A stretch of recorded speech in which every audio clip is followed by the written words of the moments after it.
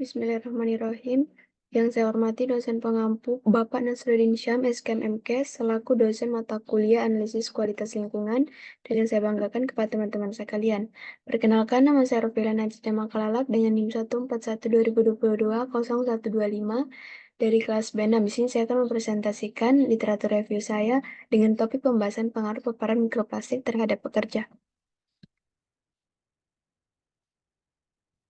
Mikroplastik biasanya didefinisikan sebagai sampah plastik dengan ukuran di bawah 55 meter yang berasal dari pecahnya benda plastik yang lebih besar atau mikroplastik sekunder dan partikel plastik kecil atau plastik primer yang dilepaskan langsung oleh aktivitas manusia.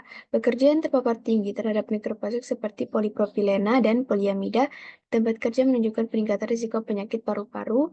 Terlebih lagi, risiko pekerja yang terpapar polipropilena mengalami gejala pernapasan meningkat. Adapun tujuan pada penulisan tugas literatur review ini adalah untuk yang pertama mengetahui pengaruh paparan mikroplastik terhadap pekerja dan yang kedua dampak paparan mikroplastik terhadap kesehatan manusia. Yaitu yang ketiga itu metode.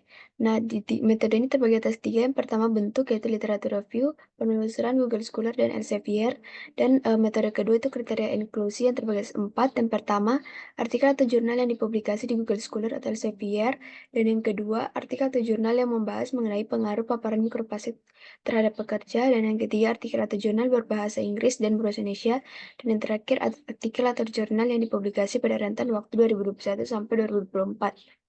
Lalu ada metode yang ketiga yaitu kriteria eksklusi yang terbagi atas dua. Yang pertama, artikel atau jurnal yang tidak dapat diakses dan didownload. Dan kedua, artikel atau jurnal yang tidak sesuai topik studi literatur.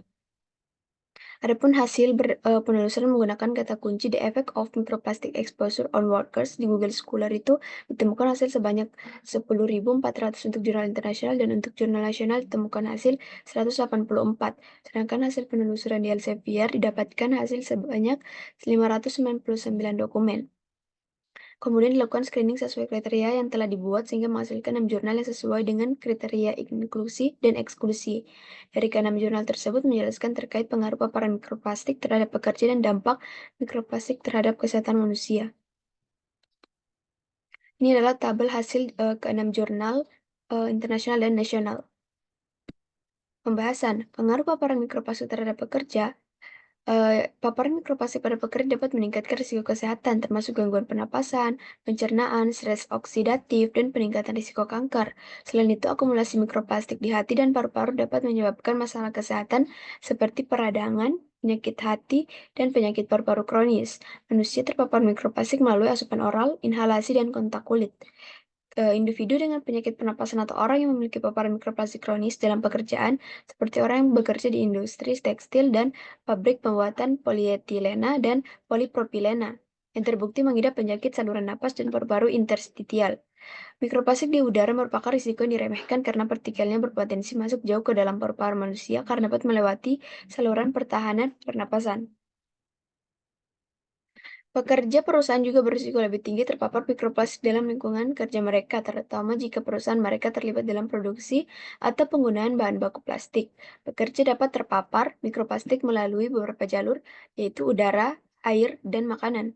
Aktivitas penggunaan produk plastik dalam lingkungan kerja bisa menghasilkan partikel mikroplastik yang berpotensi terhirup oleh pekerja atau mencemari makanan dan minuman secara jangka panjang.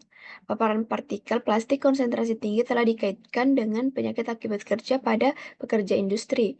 Menyelidiki penyakit yang ditemukan pada pekerja di 3 jenis industri, yaitu industri tekstil sintetis, industri berkelompok, dan industri polivinil klorida dan melaporkan gejala yang dialami pekerja seperti iritasi tenggorokan, sesak napas, batuk, dan nyeri dada. Tingkat paparan mikroplastik di udara tergantung pada aktivitas sehari-hari dan kondisi lingkungan tempat kerja. Menurut penelitian Lim Si Wong et al. Menggunakan alat pengambil sampel udara pribadi untuk mengukur konsentrasi mikroplastik di udara yang terpapar pada berbagai jenis pekerjaan selama masa kerja mereka, kelompok pekerjaan yang termasuk dalam penelitian ini meliputi pengurus rumah tangga, petugas laundry, pekerja kantoran, supir mobil van, pedagang kaki lima, teknisi pemeliharaan di IPAL, petugas pemilahan sampah di perguruan tinggi, dan petugas pemilahan sampah di pasar.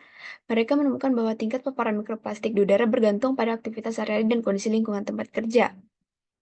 Menemukan bahwa pekerja memiliki paparan lebih tinggi terhadap mikroplastik berbentuk fragmen dibandingkan mikroplastik berbentuk serat, dan mikroplastik dalam kisaran ukuran 10-100 mikron paling sering ditemukan pada sampel semua pekerja. Untuk memperkirakan asupan mikroplastik melalui jalur inhalasi selama jam kerja, laju pernapasan manusia sebesar 6 laju per menit diterapkan. Selain itu, hanya mikroplastik yang lebih kecil dari 10 mikron dipertimbangkan untuk perhitungan ini. Karena partikel-partikel ini dapat bernapas dan dapat mengendap di sistem pernapasan dalam, sehingga berpotensi menimbulkan dampak terhadap kesehatan. Yang kedua ada dampak paparan mikroplastik terhadap kesehatan manusia. Yang pertama itu mikroplastik itu menimbulkan potensi ancaman terhadap kesehatan manusia karena keberadaannya yang umum di lingkungan dan efek toksik yang dilaporkan. Mikroplastik menunjukkan bahwa paparannya akan menyebabkan kerusakan usus, infeksi hati, ketidakseimbangan flora, penumpukan penumpukan lipid, dan kemudian menyebabkan gangguan metabolisme. Selain itu, paparan mikroplastik meningkatkan ekspresi faktor inflasi, menghambat aktivitas asetilkolinesterase, menurunkan kualitas sel germinal, dan mempengaruhi perkembangan embrio. Sebagian besar mikroplastik yang terhirup dapat dibersihkan di paru-paru manusia melalui metode mekanis fagositosis dan transportasi limfatik. Namun, beberapa di antaranya mungkin tersimpan di paru-paru dan memicu respon inflamasi seperti stres oksidatif, translokasi, dan mutasi gen yang menyebabkan penyakit pernapasan akut dan kronis. Itulah tadi presentasi dari saya. Jika ada kesalahan kata, mohon dimaafkan. Sekian, terima kasih.